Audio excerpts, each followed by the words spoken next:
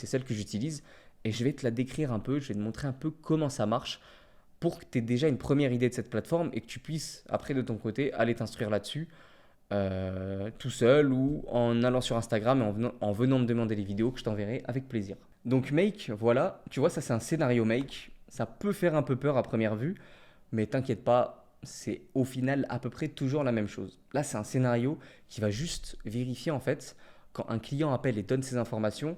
Par exemple, il dit je veux un rendez-vous le 21 à 9 heures. Ça va passer par plein d'étapes pour vérifier d'abord si le rendez-vous est disponible et lui booker.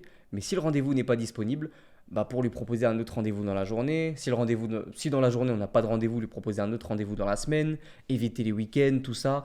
Si la personne réserve un jour férié, le lui faire savoir.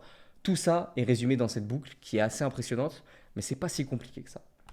Donc comment ça fonctionne Make? Ça fonctionne sur le principe des webbooks. Tu vois ici, on a un webbook, le custom webbook. C'est une antenne, représente-toi ça comme ça, c'est une antenne qui capte les infos. Dès qu'il va y avoir des infos d'un client qui vont arriver, eh ben, il va automatiser tout le reste de la chaîne. Soit faire un call API pour vérifier si dans le calendrier, la date que veut le client est disponible, par exemple, ou même faire des automatisations pour arranger les données. Parce qu'on reçoit des données de VAPI, il faut les arranger dans un certain format pour pouvoir les communiquer à Google. Et tout ça, ces automatisations-là, on va les faire dans make.com directement.